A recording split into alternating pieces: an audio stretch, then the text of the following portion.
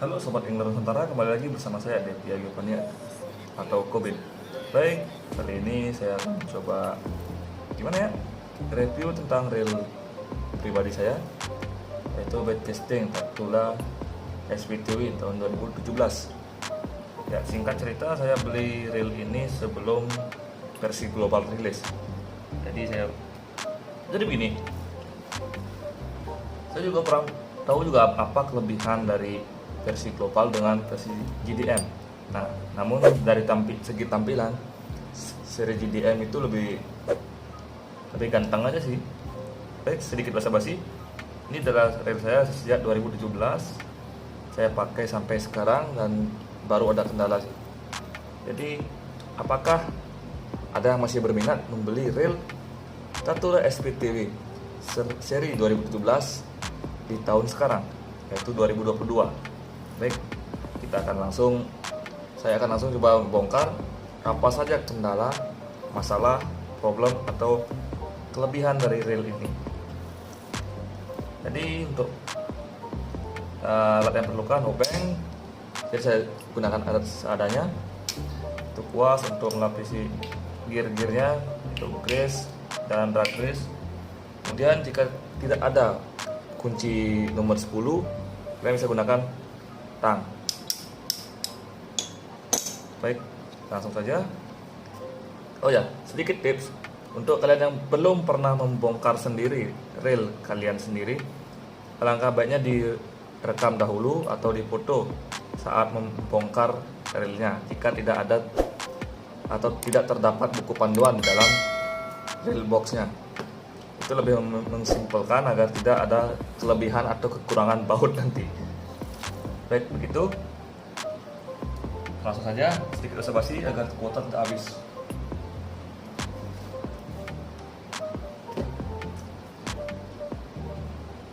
Jadi kita buka ya dulu lock nutnya, obeng baut lock nut bisa dibilang. Kita taruh dengan rapi. Usahakan yang rapi sih, karena saya juga amatir ya. Saya nggak mau kesayangan saya jadi berantakan. Ini bisa, ini sedikit agak berbekas ya, ada gitu berbekas ring ya, tapi tidak masalah. Dan ini start drag masih aman. Gearnya, kemudian entah apa namanya, ini saya juga masih awam soal membongkar reel karena saya bukan bengkel. Ini kita buka, ini sudah aneh agak kotor ya, di bagian grease-nya ini agak kotor sekali karena ya maklum sih 4 tahun pemakaian. Baik, kita urutkan dulu. Dan ini saya pakai bearing Apex 7 karena saya ganti kalau nggak salah 1 tahun sesudah membeli reel ini.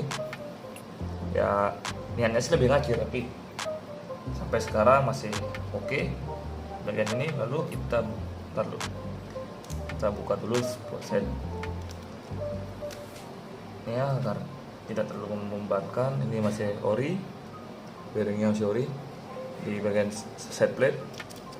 Ini drag, setting drag, dan ini spool berisi PE 1 ya, PE 1 dengan leader untuk klip ya. Singkirkan dulu. Di bagian T-wing masih aman, namun bagian sedikit korosi ya, karena ya maklum sih pemakaian. Kalau nggak salah itu sebulan bisa dibuat mancing 5-7 kali sih di dalam atau di spot saltwater atau di lautan, pantai, dan juga kadang-kadang macam di muara atau freshwater nyari ikan gabus dan sebagainya. Baik, kita buka obengnya di sini, bautnya.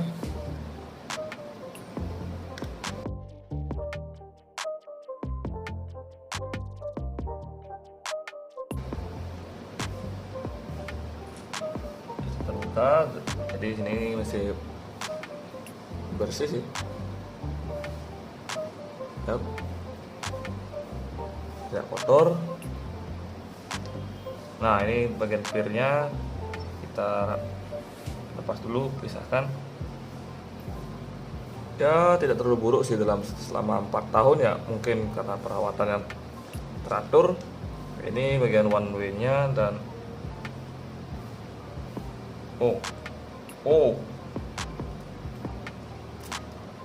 coklat sih,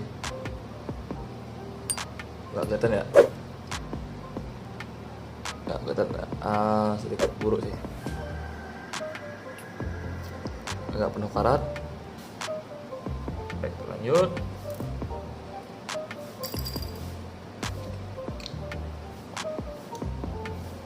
Ini juga kotor sekali, kita buka dulu perlahan.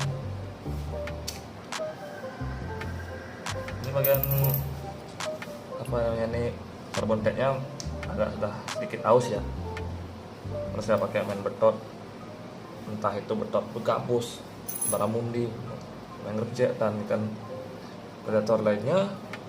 Nah, ini yang kalah nih, sudah termakan karat ya, sedikit korosi, tapi gearnya masih aman bagian sini. Baik, kita cabut dulu karbon tag-nya, kotor sekali. Kita rapikan dulu. Nah, ini di bagian pinion.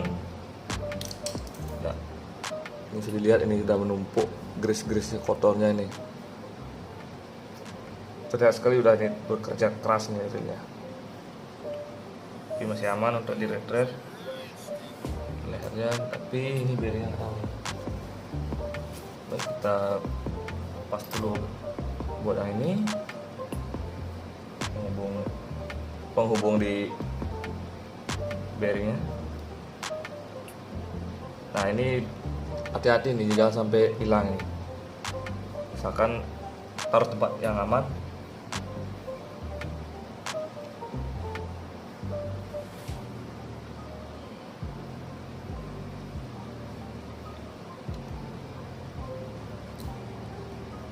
Ini terbuat dari, kayaknya ini besi aluminium atau gimana ya, saya nggak pernah juga ya, tapi dari bunyinya saat dijatuhkan ke lantai itu kayak aluminium. Nah, ini nah, kayak aluminium sih. Baik, ini bearingnya nggak bisa copot, jadi kita getok saja lah, agak keras, sedikit perlakuan kasar. Nah, lepas, dan bearingnya hancur, korosi dia dan nggak bisa putar, macet. Baik, jadi seperti itulah. Nah, ini saya masih bingung nih cara bukanya gimana ini, jadi kita skip saja. Tapi di bagian level 1 sama pom stopnya masih aman, masih bisa ya, aman sih, tapi agak berat ya, karena mungkin di sini udah makan korosi atau karatan. Bagian sini saya ganti dengan bearing, aslinya adalah bushing atau bushing plastik. Jadi kita perlu sedikit, nah ini nggak usah dibuka dah, saya juga kurang ahli dalam membongkar reel. Selebihnya nanti saya bawa ke bengkel lah kalau ada masalah lagi. Baik, jadi begitu. Baik, mungkin pendapat kalian sudah melihat ini reelnya, bagian-bagian dalam reelnya. Ya, mungkin kalian sudah melihat isian dalam reel Tatula SPTW versi 2017.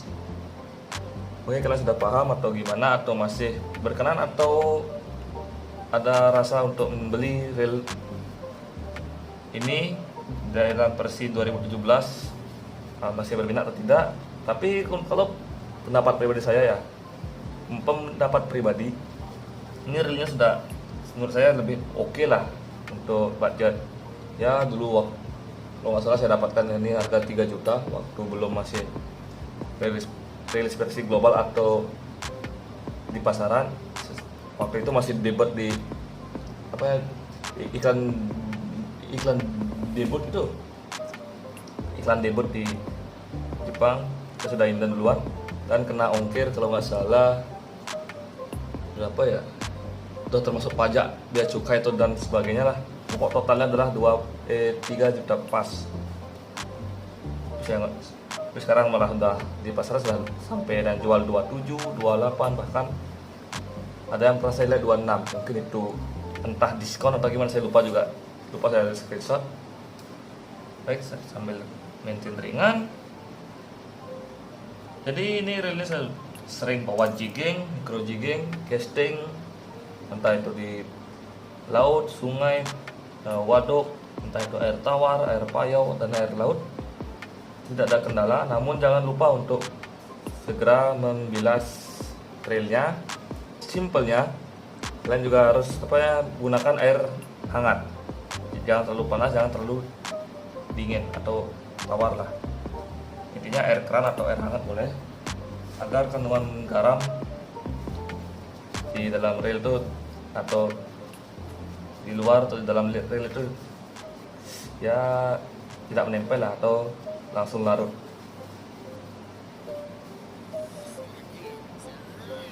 Baik, sekian dulu, hanya itu saja yang bisa saya sampaikan. Tapi tetap sebagai reel best lah untuk casting, untuk main di road 40 lap, 12 lap hingga 20 lap, atau main medium light tackle, bahkan ultra light. Saya pernah juga menggunakan reel ini untuk main UL ya, dengan berat lure 4 gram itu masih nyaman dilempar menggunakan road 40 lap dan 6 lap. Ya, bisa dibilang ini ada reel finesse ya, mungkin karena bisa melempar lure kecil menggunakan rod yang sedikit kaku, atau rod bed finesse atau BFS.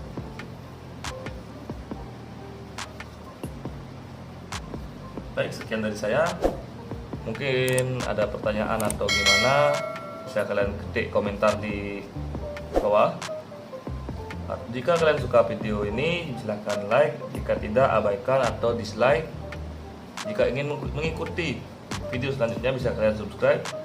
Bila tidak usah, saya tidak perlu atau tidak penting. Saya juga bodo amat. Ini yang untuk dokumentasi saya sendiri. Baik, sampai jumpa di episode selanjutnya. Mungkin apa ya selanjutnya ya, vlognya mungkin kurang tahu, karena ini saya juga bukan orang no-lab, saya juga punya kesibukan. Baik, sekian, terima kasih sudah menonton, sampai jumpa di episode selanjutnya.